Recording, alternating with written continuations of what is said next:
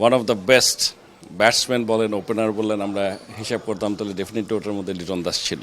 2022 সাল বাদ দিলে 9 বছরের ক্যারিয়ারে লিটনের অভিধানে যেন ধারাবাহিকতা শব্দটি নেই। শান্ত, সবসময় প্রুভ করে আসছে যে আমাদের one of the best batsman. আন্তর্জাতিক টি-20তে এখনও নিজেকে প্রমাণ করতে না পারা এই ব্যাটার নাকি দেশ সেরা।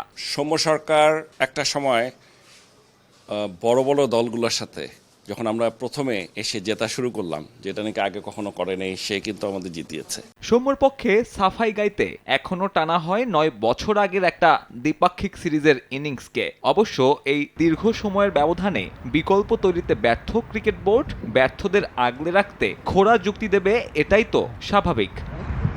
তবে স্বাভাবিক যেটা নয় তা হলো দর্শকদের আবেগ।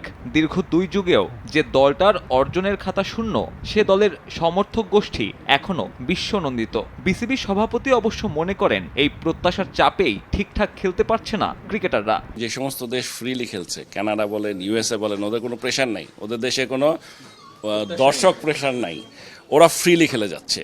টি-20 এরকম ফ্রিলি খেলতে হবে। অর্জনের খাতা শূন্য হলেও নিত্য নতুন অজুহাত দাঁড় করাতে বিসিবির জুড়ি নেই। সহযোগী দেশগুলো যখন টি-20 ক্রিকেটটা আয়ত্ত করেছে, তখনও টাইগারদের ব্যর্থতা আড়াল করতে টানা হয় উইকেটের মানকে। ইউএসএর সাথে যে উইকেটে খেলেছি সেটা বুঝতে আমাদের সময় লেগেছে।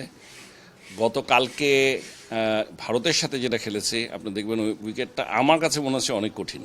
গ্রুপ পর্বে টাইগারদের প্রতিপক্ষ 2 টেস্ট প্লেয়িং নেশন দক্ষিণ আফ্রিকা ও শ্রীলঙ্কা, আর আইসিসির 2 সহযোগী সদস্য নেদারল্যান্ডস ও নেপাল। আরও একটি ভয়ঙ্কর বিশ্বকাপ অভিজ্ঞতার আশঙ্কায় টাইগার ক্রিকেট প্রেমীরা।